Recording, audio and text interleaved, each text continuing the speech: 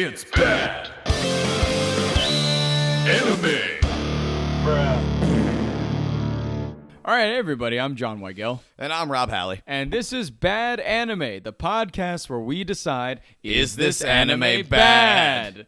Today, Rob, what are we watching? What are we doing today? Well, today we're doing a big one in terms of bad anime and the history of bad anime. We're doing School Days. School Days. We're doing School Days. Yes. It was produced by TNK. It came out in 2007. Okay. To say this is infamous is an understatement. Bouncy, it's funny because when we were talking about doing this podcast, I remember you brought it up.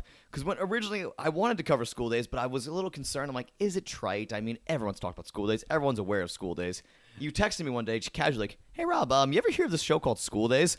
And I just say I lost my marbles is a bit of an understatement. I know. Shout out to my buddy Jens. He was like, "Oh, you're doing a bad cast, like a bad cast." A bad cast. Yes, like, we are. My buddy Jens. He was like, "Oh, you're doing a podcast about shitty anime. Like, oh, you should. Have you heard of School Days?" And I was like, "No, let me text Rob." And I texted you, "Have you heard of School Days?" And you were like, "Well, okay." Well, again, my initial reaction was akin to, what? I was just so confused. I'm like, you never heard of it? But then again, you really had no reason to, given what you were a fan of. See, I've never this is my first time diving into this kind of genre because I know it's like a kind of the more like romance, Straight romance forward anime, and like I've seen elements of that in shows. Like right. I mean, like of course, like a Naruto and like a DBZ, and not so much DBZ, but like, I was about to say, like a Bleach and like other things like that. Like I've seen like notes of it in other places, but I Right. haven't necessarily watched an anime that was like completely all about the romance aspect and about like kind of the relationships of everybody involved. And I can't tell if this was the best way or worst way to start your experience with straight romance anime by diving right into School Days. In one respect, it feels like a primer. I feel like taking a shot of Jaeger to start your night, a very strong alcohol to make the rest of the night seem easier. I can't tell if it's that scenario or if it's more akin to teaching you to swim and throwing you in a 9-foot pool. And I think as we go through the show, we're going to decide which one it was. That's really interesting to me because also this show is only 12 episodes. Yes, it is. And I like a shorter show, and I've been kind of getting more accustomed to those as opposed to the big shonen shows, which are the thing at is, least hundreds of episodes. Well, the thing is, like, I have to talk to you about this right now because when you say short, 12, 13 episodes is the new normal. which is so funny to me because that to me, that's like, wow, I could do that in like a day. That's not It's a big funny deal. because growing up watching anime, almost all of my series were 12-episode shows because instead of like spending, I don't know, hours and hours into one show, I would watch several 12-episode animes. And that's just how I started watching anime back in the very early 2010s, very late 2000s. That's how I watch anime. So I'm accustomed to this. And it's funny, a lot of people who are migrating from shonen over to all genres of the medium are now coming into that. So and now I feel like I have so many compatriots now for the first time in a while. It's kind of interesting for me to see like the anime community kind of going full circle in a way.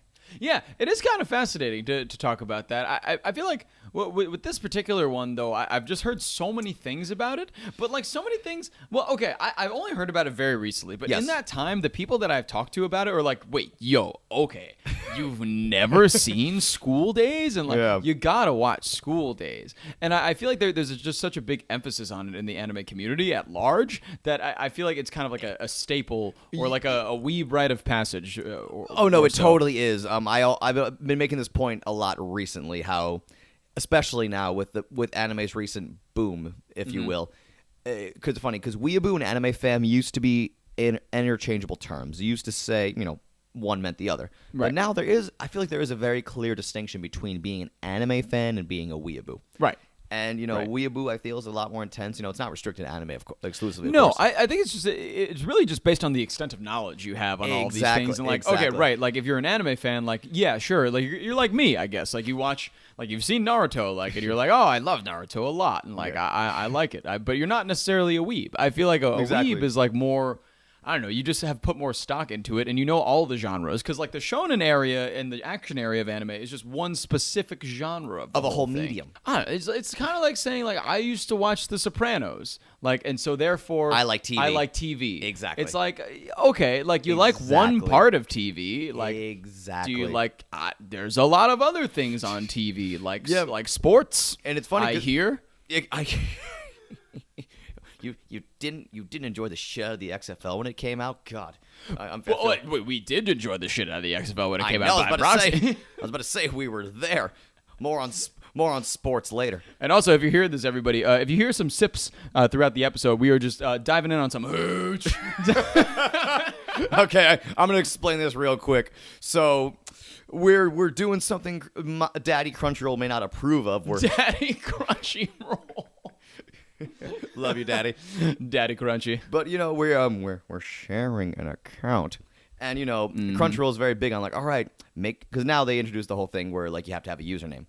And they said you can only have it once. You can only put your new username in once, and you can never change it. So I went, all right. So I made mine laced with hooch. And so if you see laced with hooch in your Crunchyroll comments, you know who it is. You know it's one of us. It's got to be one of us. Because that is something about Crunchyroll that I just found out, that you can leave comments on things. Boy, have I been having fun reading days. Oh, the comments are spicy. They are spicy. Especially for this series. Yes. Without any further ado, I say let's get into the series real quick. Let's get into it. Let's watch the whole thing. So this is just a preemptive intro. We're gonna watch the whole series and come back and then talk about it. It's bad. Okay, so the first thing that I want to tell you about this... Go ahead. I had a visceral reaction every time an episode began of this show. Every single episode, out of the 12 episodes, it was different. It was different every single time. For, like, episode 1, I was like, oh, okay. Episode 4 was called Innocence, and I saw myself grabbing for the hooch pretty early. And then by the end, okay, because the ending was, of course, the most ridiculous part about the whole thing. Yeah, we'll get to that in a second. I just can't believe that they built 5 hours and 50 minutes of this show for that 10 minutes just to slap me in the dick the way that it did. Oh my God. Because you are shaking right now. Folks, my co-host here is like vibrating wildly. It was just so wild. Like I just didn't. It's something like, of course, like if you're. I don't think we need to talk about like spoilers or anything, because like if you're listening to this, you hopefully have watched it already. And plus, the show is 14 years old, right? So I think the statute of limitations is passed. You had Sekai, yes, right, stab Makoto repeatedly, yes, in the chest area and just kill him. Yes. And then, of course, you had Katsuna take his decapitated head, put it in a duffel bag to show to Sekai, and then she killed her. And then the last scene of the whole show is Katsuna on a boat. Well, wasn't it a nice boat? It was a very nice boat. Oh, you don't understand the meme, do you? No. Okay, there's a meme? There's context here, ladies and gentlemen. So, Bouncy, what happened was, the same day episode 12 was supposed to air, a girl killed her father with an axe in Kyoto. So what happened was every TV station was supposed to air it panicked. Because, like, we can't show this episode for obvious reasons. Interesting. So what they did, they showed 30 minutes, and this is true, 30 minutes of footage of a boat in Norway. And what? This is all true. You can look it up. So afterwards, the entire comment section of My Anime List and a lot of Japanese forums were like, whoa, nice boat. Okay, that's pretty funny, actually. Yeah. It's funny because we were watching and I was going to text you. I'm like, well, watch out for the boat. And oh, my goodness. Well, I mean, we already... Yeah, you already dived into head first. Should we backtrack a little bit? That was a bad use of head first, and you know it. No, that was the best use of head first. That was the perfect use. I would argue that was perfect. You're right. That was just a raw reaction, but yes. Well, I mean, like, you had some raw reactions. I had some raw reactions I needed to get out of the way. No, you can vent. It's fine. But now that I've got that out of the way, now that I've got my venting out of the way, I think we can approach this at a more academic level. What do you say? Let's give it a shot. We can take it from. I think the first thing we got to talk about before we get to the plot, before we get to the characters, before we get to all of the situations that occurred that make me very angry, we have to talk about the animation and the sound design. let's start at a very academic lens, very historical. Tell me about the animation, Rob. What did you think about the whole animation of the 12 episodes? Well, let's be fair. I mean, the first half was garbage. It was surprisingly not good. It made me think that like it was in 2007. Yes. But by 2007, anime was already at a fairly decent level of quality. Yeah, because I found out that it was in 2007 because I think in somebody's diary or on something or no. Like Makoto was reading a book for the first few episodes. Oh, the love manual. Yeah, the love manual, and it was labeled 2007. So I was like, all right, must be 2007. Right. That's some high level detective work right there. Thank you very much. But for 2007, it was not good. The animation just wasn't good. No, it was not. Which is unfortunate because I feel like to me before I saw that book and before I saw the year on the book, I thought it was a 90s anime. Really? Yes, that's fair. Yeah, I can see why you'd think that because the art style was 90s, but the animation style was different. So, like, the characters looked like they could have been drawn in the 90s, per se. Yeah. But no, the animation was very clearly that because there was this weird point in the mid-2000s when this came out. Yes. Where anime was starting to go digital. Mm-hmm. And you can tell the difference between something's hand-drawn and cel-shaded versus digital animation. Mm-hmm. This was very clearly the color palette was so weirdly subdued. Things weren't vibrant at all. You can very much tell it was digitally animated. Mm-hmm. But they still had a lot of the, let's call it 90s aesthetic. Yes. There's designs that were 90s, but the animation style was crossing into the new millennium. So I can see where you're coming from. Interesting. But when you look at it, again, this is just experience watching a lot of 90s anime. It's way more lively, I guess you could say. But there's a lot more like action going on. There's a lot more fluidity. I did feel in motion. that like during the show, I expected things to, because like in old animes when people are having a conversation, like everything else is just still around them. Yeah. This one there was some movement. There were some things happening. I mean, there was obviously that big trope with the trains. Yes, like, the of trains course. were always going. They were always passing each other on the trains. Like there were always freeze frames on the trains, and oh man, that was god damn it. Well, no, there was some scenes though where the characters were weirdly still funny enough. They were it almost looked like an abridged series. Yeah, because where it was literally just lips flapping and the characters remained motionless. Yep. Which is there were actually some frames that I remember perfectly of a character saying things but not moving her mouth. Yep. That was, I was like, was there no budget? Was there no budget to just make that move? Well, clearly the budget went to the last half of the series because I will give the show credit. As the series went on, the animation got better. And it's funny because as the story got more interesting, the animation got noticeably better. Which is pretty cool. They were saving money. Yeah. But did they save too much? Because as we were talking about the beginning of the series, plot line wise, we can get into a bit of the plot now. You get a little bit, yeah. It was kind of boring. The first few episodes, like nothing really happened. And also, I should mention real quick, the music didn't help. It was pretty funny because I remember you had a positive reaction to the music initially. Because I think is this coming from? Like we said before, this is your first real experience with a romance anime. Right. And you were I think you were still thrown off a little bit by the soundtrack. Like, wow, this is nice. And my initial reaction, I'm like, it's not bad, but my first text to you, I was legitimately like, oh, I kind of like the classical vibe of the soundtrack. It's pretty cool. I like the piano and stuff. And you were like, what? That was my actual reaction. It was just there was no emotion in my voice. I just read and went, huh? My first text to you for the entire show. I'm 1 minute and 4 seconds into the first episode of School Days, and I've already seen half a vag. Yeah, that's School Days for you. They really did not like because the show in general is. I mean, the first 3 episodes were like fine. It was just like, oh, classic, like, oh yeah, okay, Makoto Iku, this kid who just doesn't know how to talk to girls, is gonna learn how to talk to girls, and this other girl is gonna teach him how to talk to girls, and he's trying to talk to this girl, and he's trying to touch her boobs, and she's like, oh, don't touch my boobs, and he's like, oh, I'm very sorry for being aggressive, but and I'm gonna move on. Right. I feel like the first 3 to 4 episodes is just him constantly apologizing. It is to like Katsura for just being a dude and groping her in public, which is fine. Like I would probably apologize too if she was uncomfortable with that. But at the same time, you have that second person in Sekai that's kind of teaching him how to do these things, but also like from the beginning, you're like, why is she really doing this? You're like, is she in this for like exactly? What is she here for? The Sekai character is one of the more complicated because her motivations the way she went about everything was dumb. Everything she just did in this show was stupid. Yeah, and the entire like premise of the show could have been avoided if Sekai at any point just put her hands on Makoto's shoulder and said, "Hey, I like you," and he would have said, "Oh, neat," and that would have been it. That would have been the show. A lot less people would have died. Yes, but legitimately died. There was legitimate death in this show. Yes, there was. Kind of baffles me. Yeah, I mean, let's get into that a little bit. So, for those of you who don't know the show, I could try to sum it up very quickly, even though it's a handful. So we got our boy Makoto.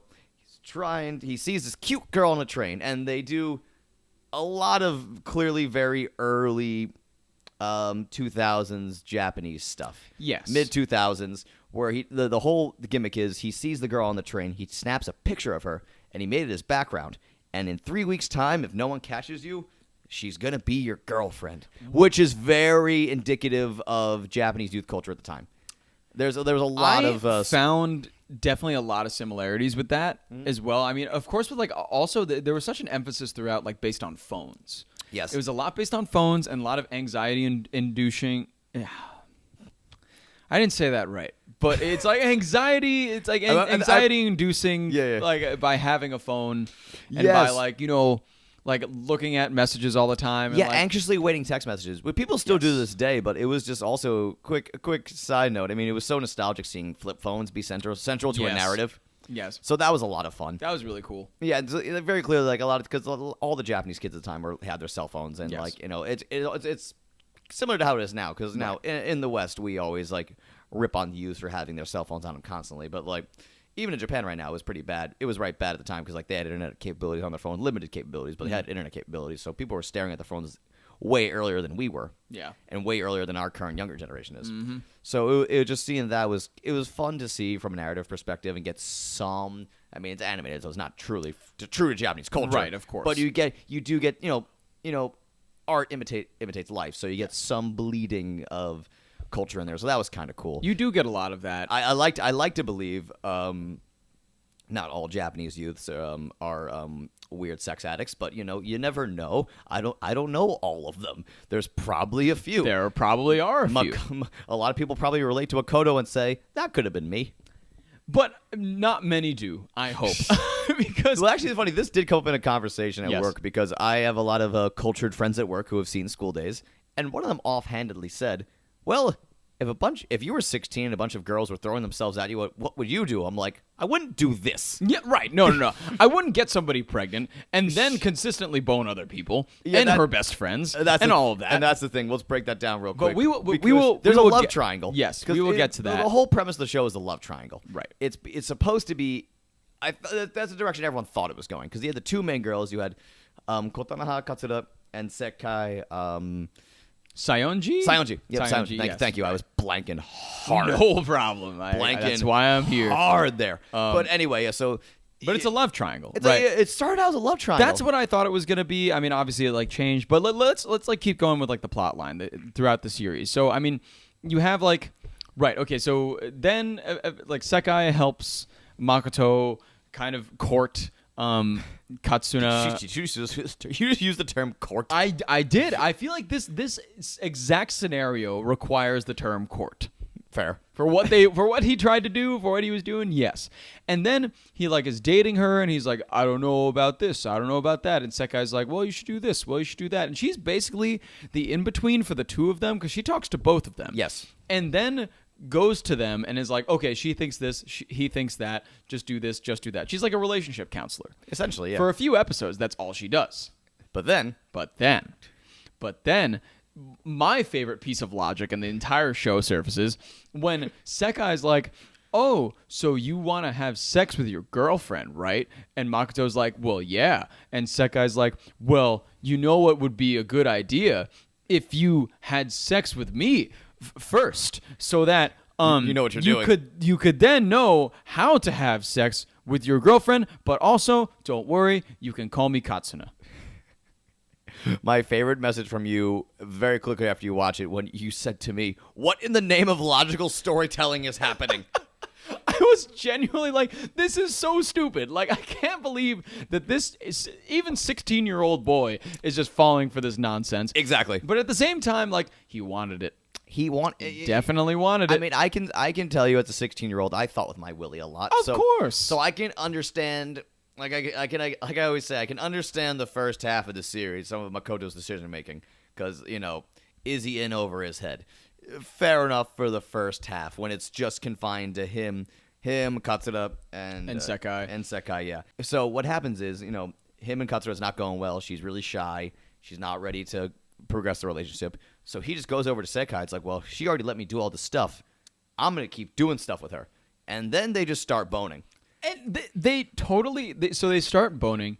And then I believe it is from legitimately episode like 6 to like episode 11 where it just takes Makoto like 5 fucking episodes to break up with Katsura. Yes. And the entire time, that's one of the things that got me the most mad. I was like, bro, just do it. You're not even hanging out with her on a regular basis anymore. Like, you're just ignoring her for like 5 episodes, and she's sad. And she's really good at being sad. So I was sad to see her sad. Well, let's not forget, there's moments where he tried to, tried is a strong word. There's moments he was going to interact with her, but then you got Setsuna, the little bitch who interfered a lot. She's the best friend of Sekai. Yep. And she didn't want Makoto fooling around. Yep. So whenever Katsura would appear, she would pull him away because they got assigned to, of course, and this is a big shocker for anime fans out there, there's a school festival happening. Of course there is. And both him and Setsuna are on the festival planning committee. Mm-hmm. So she kept pulling him away under that guise, and it's like, no, you're not spending time with Katsura. Go hang out with Sekai. And he's like, okay. And like,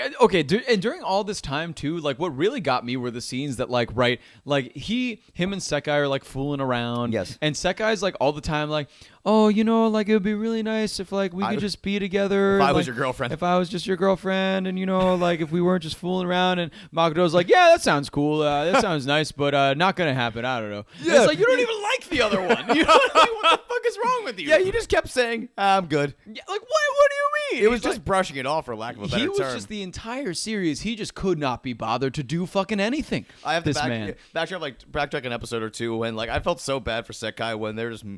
She's at work, and then he pulls her out of work to just make out with her on the side of the building, and she's just going along with it. Yeah, because she just wants him to be her boyfriend so bad. Which brings me to my big question in the middle of the series. Go ahead. When did Sekai become a sub?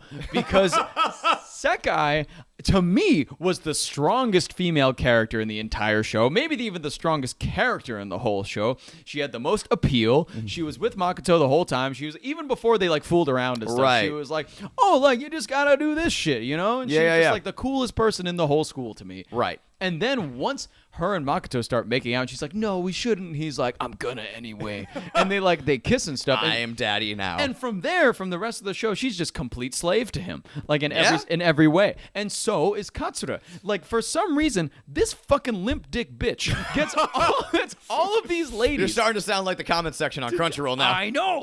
That's what got me so fired up. But he just makes them all like completely obsessed with him. Right. Unbeknownst to, like, I feel like he doesn't try to do that. No. But that is eventually what ends up happening because he doesn't care enough about any of them. Right. And not caring is really hot, of course. So emotional neglect and abuse. Hot. So hot. Gets me hot and bothered under the collar. What can I say? So, right. I mean, then you have Setsuna interfering. Yeah, you have Setsuna interfering. And the whole story with Setsuna, she's the student council president, right? Right, yeah. And she's going away. But she's going to France. She hasn't told her best friend Sekai that she's leaving for France. Why? Which is like so stupid. That's the only thing I could never picture. I'm like, if I was moving, if I knew I was moving, I would tell you guys a year ahead of time. Yes, you're right. We would party nonstop for a year. She just never even told her. Yeah, she emailed her. Yeah, after she leaves. By the way, I'm in France. Later, boo. I'm just like, what the fuck? And it's just so funny because we learn she has feelings for Makoto too. So that is another and we thing. learned that through a very weird series of scenes where she's in an empty theater by herself and there's a play going on, like something that's kind of kabuki-ish. And she's alone. It's very clearly kind of a weird dream thought sequence. It's like, who thinks like this? Yeah, that part made no goddamn sense. It was very strange because it was like the whole imagery was about like, oh yeah, it was a play about like, oh yeah, you picked this flower and you gave it to somebody else, referring to, of course, like a Sekai and Makoto and like giving it to Katsuna. Right. But like you just wanted it for yourself the whole time, didn't you? Yeah. And it got weirdly poetic out of nowhere. It's like, what? We didn't need this. We didn't need this. And of course, like, you know, Setsuna was like, I feel like her and Makoto had zero interaction before this. And then all of a sudden, like, she flashes back to them in like freshman year of school. Yeah, and, like, she got bullied once. And Makoto was nice to her one fucking time. That's also a very anime thing. Like, oh, you're nice to me once, I am in love with you. Yeah, and so then, like, she's in love with Makoto, but she's leaving. And then so I feel like what kickstarted the rest of, like, Makoto's, like, crazy, like, like slinging dick, like, for the rest of the season was just her kissing him. Yes. When he was sleeping, and Katsuda saw that. And keep in mind, Katsuda's already seen Makoto and Sekai make out. Yeah. And she's still calling herself his girlfriend, which is just fascinating to me. I have to go back. I have to bring it back to episode 7 real quick when Kotana gave Sekai the biggest slap, where it was, "Bitch, get your hands off my man." That was really and that good. was the first time I felt myself having a very strong emotional reaction to the series. I'm like, "Fucking go, Kotana!" Hell yeah. Get 5-finger death punch Exactly. in the face. And shall we clarify? Kotonoha is the first name of Katsuda, as they revealed in one episode when it was a very big deal when Makoto first called her by her first name. That's was a a whole very big deal. Japanese storytelling element right there. I will say that. And as we're going, I have the episode list with summaries right here, just so I can great. remember where we are in the story. Oh yes, because the kiss happens, but let's not forget, because that leads us into episode 9, where Makoto, he spends a bit of time with Otome, who was a girl that was in the series before this. Her and her group of bullies. She's a bully, and they were bullying the hell out of Katsura because what's his name? Makoto was never around. It's like, oh, he's really your boyfriend. Like, oh my god, like that's also the worst like, characters. Makes me feel the absolute worst for Kotonoha / Katsura, and her position the entire show was to just get shit on by everything and everybody. Like, she gets cheated on, then all these bullies are coming up to her like, and then something, where's your boyfriend? And then after she gets harassed by these people, we learn that Otome and Makoto were friends in middle school, and of course she still has feelings for the kid. So what happens, there's a school fair going on, like I said. Yep. And it's tradition where they have this secret room. The break room. Yeah, where kids go to bone? At the festival. At school? In the school. Yeah, and so what happens is, I forget how, Makoto goes in there. He wants to, like, I think he gets a message from Kotonoha. He gets like 20 texts from Kotonoha. So he runs there to this festival. Otome's there, and she just pounces. And next thing you know, Makoto's up to girl number 3, where things fall off the rails quickly from there. From there, it is such a schlag. Like, so then he keeps seeing like Otome. Yep. And then Setsuda like picks up on that fact, and she's like, you can't see other people. Yeah. You gotta see Sekai and just Sekai. And then the night before Setsuna leaves, she comes to Makoto's house. Yep. And she's like, hey, just wanted to ask if I could stay here for the night. I'm leaving for France tomorrow. And he's like, did you tell Sekai? And she's like, nope. And then she's like, listen. And wait, Makoto makes actually like a bold ass move, because he's like, well, you really like me though, don't you? And she's like, yeah, his confidence is through the roof. Wow. I was like, oh my God. He went from like a bumbling idiot to like, I don't know, who's somebody like really hot and confident? Frasier. Okay. You could have just said a Chad, but Oh, Frasier. Sure. Not Frasier, but he became Ric Flair. He was wheeling and dealing 2 times. Yes. And Rolex wearing. Woo! But Nokia flipping. Nokia flipping. Oh my God! But no, he gets super confident, and Setsuna's like, "Yeah, I guess so. Do whatever you want," and he just does. Which, okay, that line is so sad. She's like crying, and she's like, "Do whatever you want to me, but I'll let you do whatever you want to me as long as you stay with Sekai." And he's like, I mean, all right. And as a viewer, I'm like, come on, man. Like, yeah. Well, it's funny because I remember having this conversation with a friend about this, and there's an earlier plot point I have to get back to. But anyway, I had a conversation with a friend about this particular scene, And he was like, well, think about it. It might be hard to pass up. She's leaving the next day. The best friend's never going to find out. It's like, that might be a hard scenario, especially if you're 16. I'm like, yeah, it would be hard. But if you're a decent person, I hope you would say no, especially when the girl involved, Setsuna, looks like she actually wants nothing to do with it. She really doesn't at all. Yeah. I mean, when she was crying during that whole thing too, I was like, "What are you doing, man? Yeah, like, come on. what are you doing? That's not a turn on. You're just whatever you're into. I mean, if you're into that thing, I'm not gonna touch it. But it just wasn't attractive. It was a very sad scene. It was very sad. Speaking of sad scenes, I had to bring back to this point. Get it. Because the same episode where we got Makoto hooking up with Otome. I should mention that the entire time he wasn't very important up to this point. There was another male character, the pervy best friend. And what was his name? It was like Tisuke or something like that. Taisuke, something like that. I thought I could write him off because he wasn't important. That's why we didn't mention him yet. Right. Yes. He was very unimportant. Next thing you know, in the school festival, there was a whole big deal about there being a fire dance. Very classic rom-com trope. Yep. I've seen it in countless. I've seen it in countless shows. I think Quintessential Quintuplets was the most recent I've seen that used it, just to give out an example. We might have to cover that one. What we should. But anyway, a big Japanese thing is like, oh, there's a fire and a dance. If you dance during the fire, you'll be together forever. So a subplot during that episode was like both Katsura and Sekai trying to dance with Makoto. Yes. Makoto, And Otome. Oh, yes, Otome too. Yes. Everybody. Everyone was trying to do it. And but what happened was, and I have to bring this up because it becomes very important later. So Sekai and Makoto start dancing. Mm-hmm.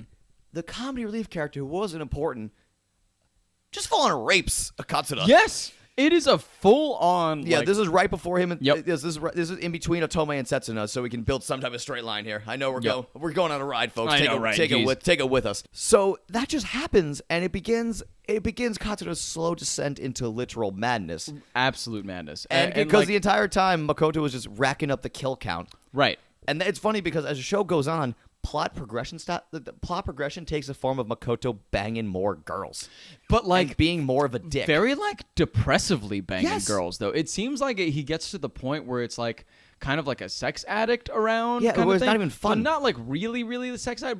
But it went to the fact that like he just like wants to bone anybody, and he got to the point. I think one of the most compelling parts for me. It was more like he was scratching an itch. He was, and I feel like one of the most compelling parts for me when he was just like calling people. He was just making calls. He's like, "Oh, she's not there. I'll call this one. She's not there. I'll call this one." And then, of course, there.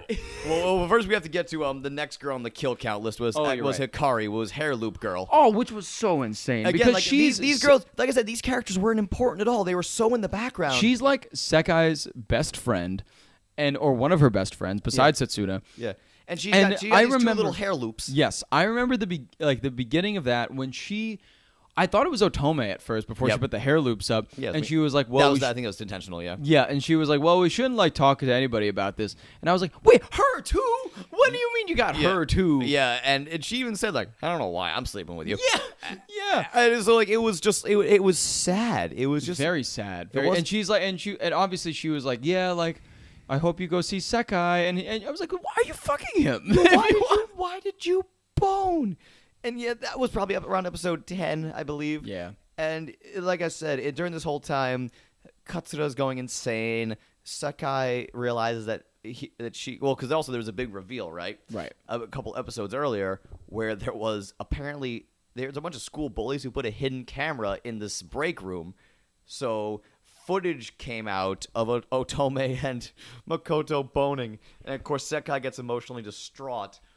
Is that what led to Hikari visiting Makoto? I don't even remember. Probably. That was before. And then Hikari went to Makoto.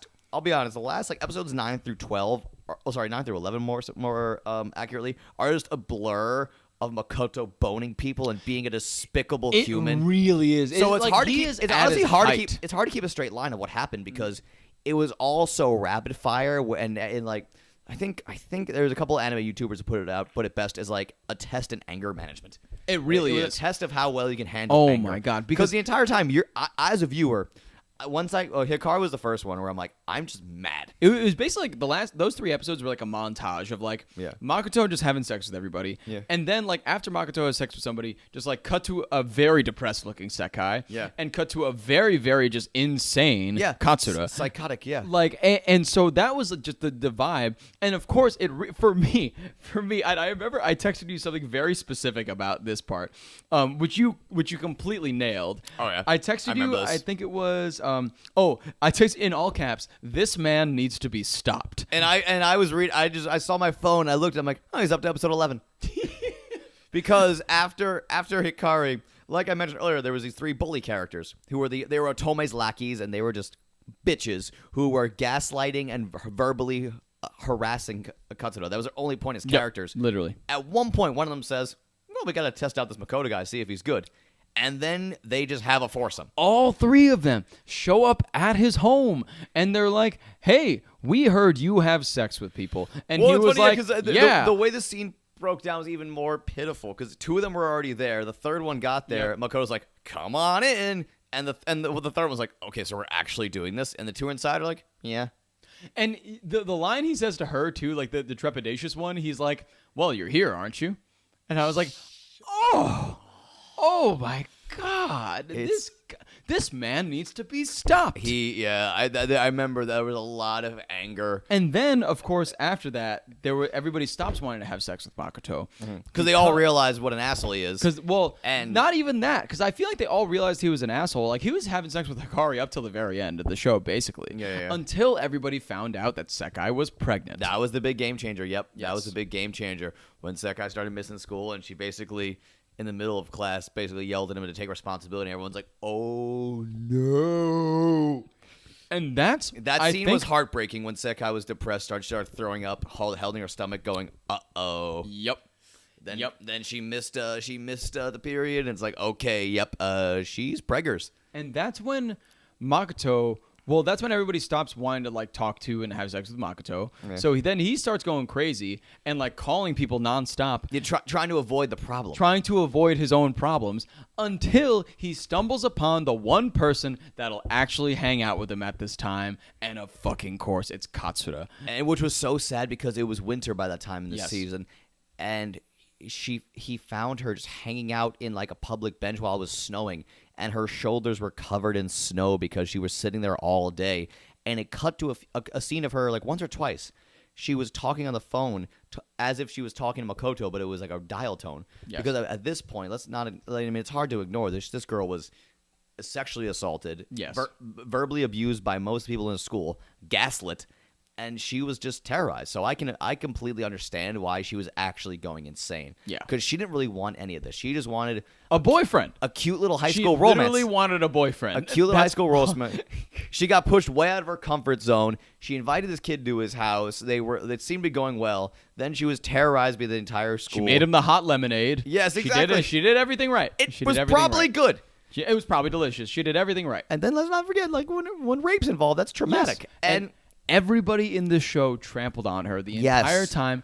And by the end, she still is very loyal to Makoto and just throughout the entire end of the series, and that is absolutely exemplified by the last like 10 to 15 minutes. We'll get to the end in a second, but still, like she is psychotic, and Makoto I think realizes like, oh, this is the person that's like here for me all the time and like loyal to me, which is toxic as heck. Yes, but at the same time is like, man, like I kind of didn't understand them getting back together at the end because. Well, I totally understood it because really that's the thing with Makoto's character. He's just constantly trying to avoid problems. Yes. Because no one else is going to talk to him. The only girl that will talk to him is pregnant. He wants to avoid the problem. He finds Katsura. It's like, okay, maybe she'll put out now. Is probably his rationale.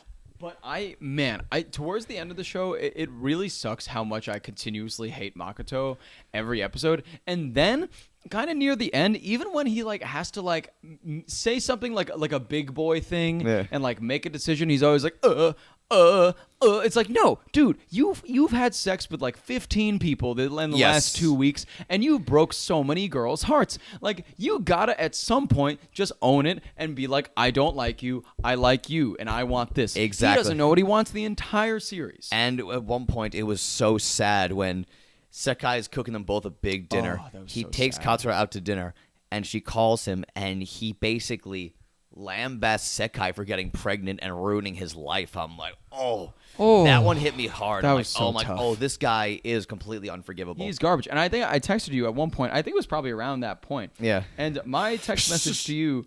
I remember this one. I remember this one very well. I said, if this show does not end with a public execution of Makoto, it will be a complete disservice. And I read that, and a tingle went up my spine. I was so excited. I'm like, oh boy, he might be catching on, because as everyone knows, and I should say, going into the show, I know how it ended, because it was a big deal in the anime community. But the last episode, now that I have the full context, even more appalling than I originally thought. So in this episode, Makoto was basically the entire time he's just hanging out with Katsuro, being like, I'm only going to be faithful to you. No, he didn't even say that. He said, I'm just going to focus on you now. Yeah, he didn't even say, like, we're together now. He didn't even say I love you or anything. Yes. He just said, he was like, I'm going to focus on just you from now on. But of course, Katsuro, it's her, like, return to normalcy. And it's her, like, Makoto-kun. Yeah, it gives her some anchor with all the trauma she's been going with. So I can understand her taking him back. It's toxic and not healthy. No. But also when you're 16 and don't know what the hell you're doing, I get it. Anyway, so that happens. The entire time, Sekai is still very pregnant. Oh, yeah. And then the entire time, Makoto's like, I'll just get an abortion. Yeah. Well, he's like, get an abortion. And then he's also like, oh, like Katsura's doctor. Katsura knows somebody that could give you an abortion. Which is like, that set off Sekai hard. Like, she storms to his place, finds Katsura and Makoto there, confronts the two of them, and Makoto, being a sly dog he is, just starts making out with Katsura in front of Sekai, being like, yeah, we're not gonna be boyfriend and girlfriend, get an abortion. And he starts making out with his new girlfriend. And at that point, that was episode 12. That's when the finale made sense to me, when I'm like, okay, I can see how Sekai was driven to murder. Yes. Next day, they meet up to talk about abortions. That's the pretense. And I love, like, the clumsy little metaphor they did with the tea kettle. yes. Where, like, they put the tea up, it's starting to boil over. And as things are reaching the fever pitch, there's a class. And now the infamous scene where Makoto reaches for his phone. That was... Okay, honestly, like, I was watching that. And I want to hear your reaction, because you had no idea what was coming. I had no idea what was coming. That whole scene, I saw, like, there was a lot of stuff happening. Maybe not in that exact episode, but there was a lot of allusion to knives. Yes, there were. Earlier in the show. And, Yes. like, there was, like, for example, when Sekai was cooking, or Katsuna was cooking, somebody... Yeah, Katsuna was cooking. Katsuna. It zoomed in there's on the like knives. it zoomed in on the knives, and I was like, that's weird. I was like, I feel like these knives are gonna, because I thought she was gonna start cutting herself or something like that. Yeah. Katsuna, because I thought makes like, sense. that's where she was gonna be. Yeah. And I was like, that sucks. But that didn't happen. And I was like, oh, cool, Like, good. cool, yeah, where's it nice. going? Oh, But where's it going? We're in the clear. But what were the knives? in the clear. What were the knives about? I love their optimism. They're like, okay, we're safe. These knives aren't coming back. They wouldn't be coming back to do anything bad now, would they? And boy, they did. Yeah, right. start up. Sekai gets there. Yep. She goes to make herself tea. She sends Makoto a text, and Makoto's phone is in his bedroom. So he goes to Goes answer in the his phone. bedroom, and he goes to picks it up, and it says, Sorry. and then several, like, little dashes. yes. And then the very last line, it was sayonara, goodbye. He turns around, that banger of a theme plays, Kanashimi wo, and She Sekai just goes to town, stabbing him repeatedly. And by the way, like I alluded to, we watched this on Crunchyroll, so it was actually the censored cut where they made the blood black for whatever reason, because Yes. that's better somehow with air quotes. Yeah, right. Mm. But anyway, so she starts going to town, saying that you just cared about your own happiness, and she starts stabbing him repeatedly. And next thing you know, he's just totally dead. Yep. Totally dead. And she realized what she did, and the scene, I gotta say, is the best bit of animation in the show. Yes, it is. Very Makoto, good. his body movements, him flailing around, very well done, very well animated. The one bit I loved when Sekai got up, she didn't run out immediately. She started like darting around the room, not knowing what to do, Yeah. and then ran out. Then I she thought ran out. I thought that was super human and That a was very good very touch. cool. It wasn't like she just like knew what she did and ran off. It's like she was like, "Oh fuck, I did that." Yeah, and I then she actually was did like it. running around like trying to like figure out like if it was like I don't know, like a dream or not. And then she just ran out of the room. I love that bit of animation. So that's that. Wow. A lot. Any points the show lost in the beginning, it might have redeemed in that scene. But anyway, And then there was like, of course, the final showdown after that. well, Katsura went to the apartment and she just saw Makoto there, dead. Yep. Covered Fully, in blood. like multiple times Mutilated. stabbed. Like absolutely. And then, so she grabs his phone, texts Sekai, says, "I'm on the roof." And Sekai comes to the roof. And I'm like, balls, girl. Yeah, balls. like why would you do that? Then we get the Why? Mexican standoff with Katsura and Sekai. And Sekai... I immediately thought this was going to be a fight scene. It almost was. And it was so close to being was a fight so scene. close. It wasn't, but it was close. Anyway, so of course, Sekai this very heartfelt thing of like, I just went fucking along with it. I wanted to be his girlfriend. And what the fuck did I have to gain from it? Right. He's dead. Whatever. Right. And Katsura with a dead eye look again because they're like the eyes from her eye like disappear when Yes. she's insane, and she goes, "Oh, he's right over there." And there's a duffel In a duffel bag. So Sekai looks in, and presumably his head's in the duffel bag, and then next thing you know, Katsura takes out a fucking hacksaw. And she's like, well, Katsura, of course, like at this time, she was like, so about being pregnant, you were lying, right? And and Sekai was like, no, I wasn't lying. Like, I actually am pregnant. And she's like, well, let's see. And she just carves her open with this. Let's not forget, right before that moment, she comes with the hacksaw hard. Sekai pulls the knife she used to kill Makoto out of her pocket. Yeah, wow. And I almost lost it because I'm like, she's backing. She's got heat. She's got heat. She's got heat. And I thought we were going to have an actual fight scene, but no. Kotaro just slaps the knife out, and then it cuts to a shot of the sky, and then a huge fountain of blood. Yeah. Because she got her in the neck. And then you see like the area where like presumably it's her stomach, like Yes, looking from yeah, the inside of her yeah. stomach out from like where she cut open. that was a good bit of cinematography. Oh my god! And like Katsura was like, "Oh, I guess you were lying," which is like about being pregnant because you carved her stomach open, there was no baby. That's also But not how that works. She's like a week pregnant. Yeah, it's not how like, that works. That's just not how that works at all. Yeah, sex ed So she failing. could have been pregnant. She could have not been pregnant. Who Probably knows? not, but you know. Probably not. But yeah, who so knows? But then the last scene, of course, as we alluded to with the boat, Yeah. nice boat, nice boat. was the when she's on the boat with Makoto's severed head, and she's hugging it. And that was the end of School Days. That's how the show ended. So something They can that finally be together. Something that I needed to talk to you about too was every episode, right at the beginning of the episode, has like, oh, School Days. It like comes up. The last episode, which I audibly completely sighed when this happened because it was like the last episode came up and it's like, oh, the title School Days, and the glass shattered. It just shatters like glass, and I was literally like, it's like, here we go. Well, like I said, I knew what I was getting into. I was like, yeah.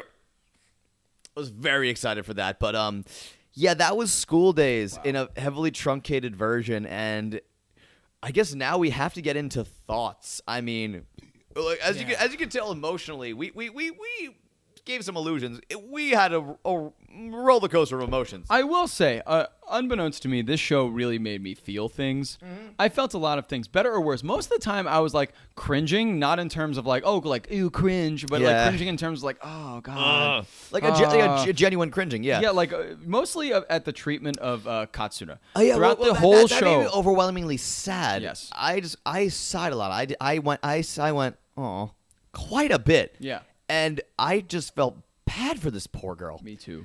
And really, the story, I felt like the story was about this poor girl just getting abused left and right, Continuously abused and by just, everybody and around just her. traumatized. And I think she was the real person in the show that like got the biggest beating out of everybody. I mean, Totally. Makoto, I joked about him having a public execution at the end being the only justified way to end the show. But like to me, thinking about like what other ending could there have been to me that would have satisfied me at the end? I feel like there could have been none. maybe what would have satisfied me more, although I know it impossible, would be like if Katsura and Sekai both killed him. Sure. And like worked together. Double We're team, like, this yeah. guy fucking sucks. Let's kill him. Right. So that would have made me very satisfied, I think. But the fact that the direction that they went in, I think, was more impactful, especially with Katsura's character the entire time being like, basically, if there was an actress that was given the script, or a voice actress that was given Katsuda's script, Right.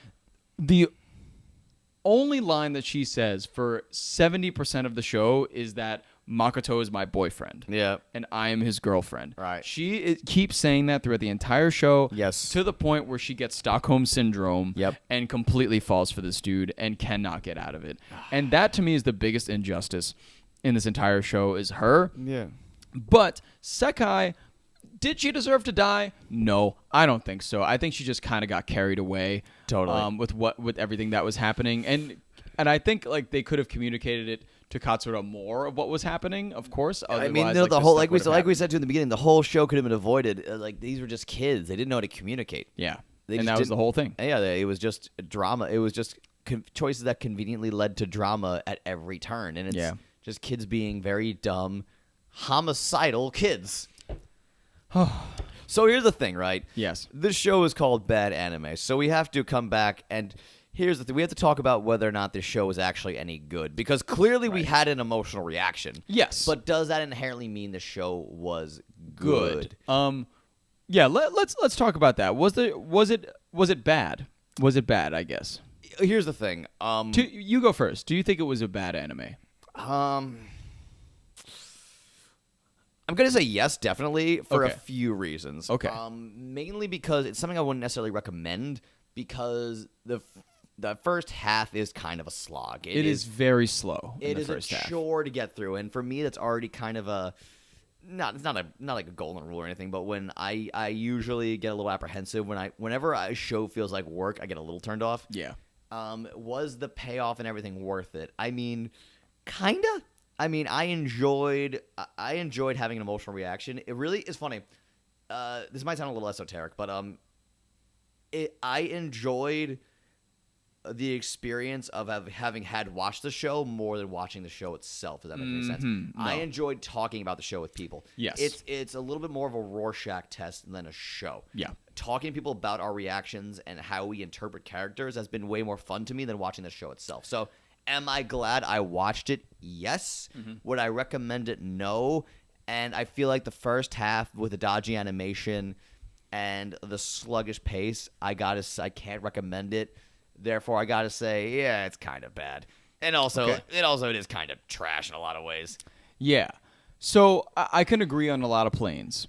I can agree that the animation was kind of sloppy. I can agree that it took a while to get going. But as a person, like this is my first like romantically centric anime. Like I said, I don't know if this was a boon or a curse that I've ever seen, and I gotta say to you right now, I don't think it was bad. Really? I really don't think it was bad. I think there are a lot of things about it that are bad. Yes. And I think that there are a lot of areas of it where I was like mad about things. But at the end of the day, like if it made me feel something to this extent and it got me this kind of, I don't know, impassioned about it. Like, yeah, because we're both riled up. It can't be, to me, it can't be bad then. Okay. But I like what you said too about like the show in itself. If I wasn't able to talk to anybody about it, it would be worse. Exactly. But the fact that like there is such a community behind it and like Right. how many people, especially the comments on Crunchyroll, there's so many comments about this That are show great. that are so freaking funny.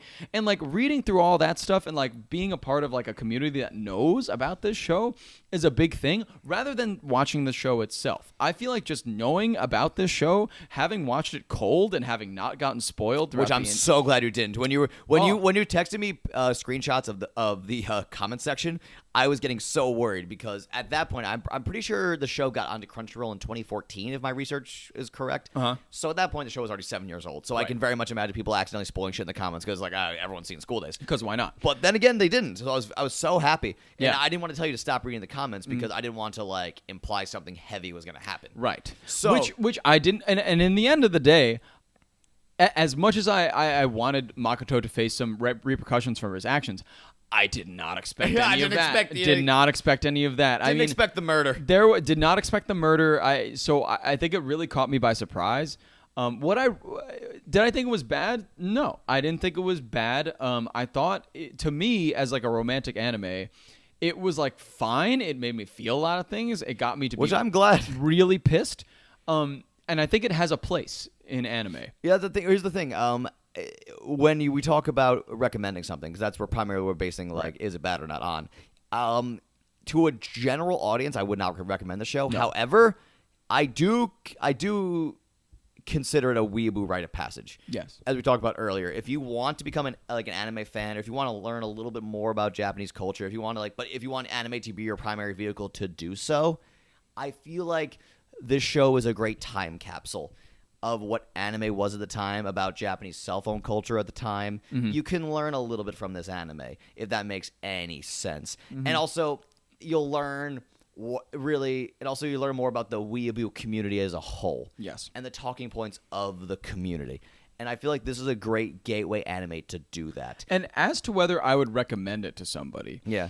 I would have to say mostly no. I wouldn't recommend it to any general person. If I'm like, if somebody was like, oh, what's a good anime I should watch? I would not tell them School Days. Yeah. But if they want something to talk about, and if they're a little deeper into the genre of anime and want to just talk about something like that, into the medium, exactly, and want to just have something like Shock Factory to talk about, yeah, I would recommend it to them. It's conditional. It's very conditional. That's why I got to throw the bat on it. And like I said, even though I love reacting to the second half, it's just the first. I can't excuse the slow pace and the weirdness of the first half. It is, because it really doesn't match up at the end, especially the whole thing about having her as your phone background for 3 weeks and I love it doesn't really come back. It does a little bit when they flash back to it, but it's not I thought here I am in the first episode thinking that's going to be the whole thing that this show leans on. Is that he has to keep this thing. Oh, that's the thing. I can't imagine. I can't imagine. I'm so happy you came into this so cold, because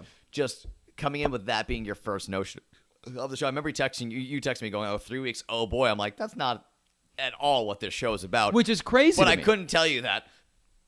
But I also love that, of course, they followed a lot of normal tropes. They had, of course, a beach/water park episode, which was, of course, everybody in bikinis. That's how you do that. Oh, yeah. And, in general, I will declare it not a bad anime. You have declared it a bad anime, so we will agree to disagree on this one. It's kind of bad. It is kind of bad. It is kind of bad. But, I think generally, I think I liked it more than I thought I would. Oh, I'm glad you did. I revisiting it, I definitely got more of a reaction out of it, and I enjoyed my time with it. Don't get me wrong, but just because I enjoy it doesn't mean it's objective. Yes. I think it's bad, but I had fun with it, and I have no problem calling it bad, even though even if I enjoy it. Exactly. Sometimes it's okay to like bad things. Yes, and that's our sum up on School Days. Everybody. Yeah, so that was an adventure, wasn't it? What a ride! I watched it over 3 days, and the entire time I was just like, wow, because the first few episodes were very slow, as you said, and then it got more crazy, and then it got up. Oh my god, the last 10 minutes were just wild and unexpected. So, yeah. Through it all, I'm happy we did this. Oh no, I'm very happy we did too, because now I feel like, especially for you, as you're learning.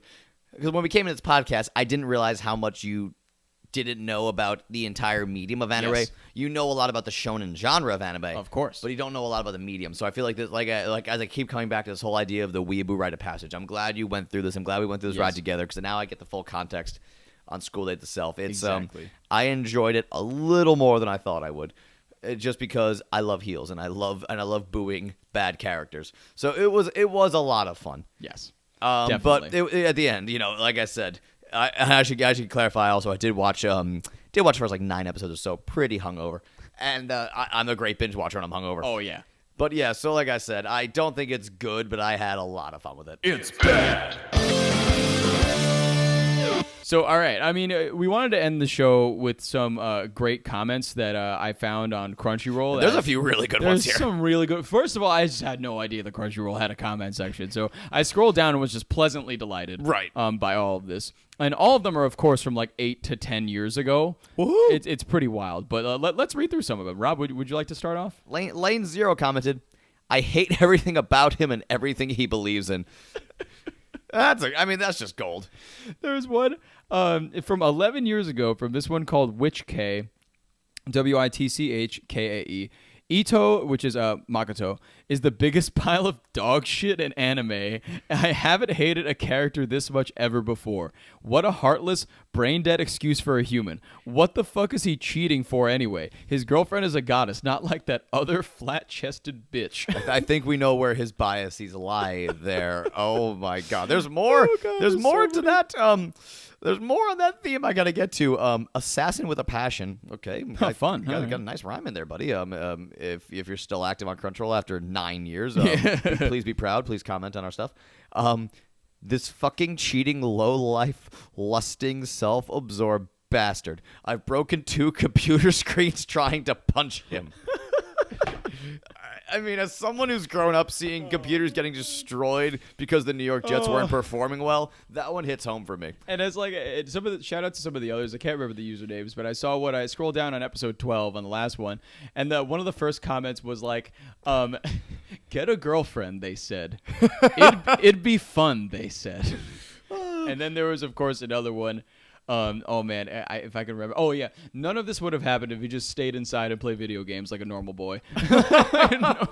So now I'm very excited to go forward watching these shows on Crunchyroll because now we get a little interaction from the love the comments from the Weeaboo community. If you have any comments for this episode, please leave them. Maybe as the show's going, maybe we'll read some of our favorite comments as we go. Maybe it's a special. But until next time, I'm Rob. This was John.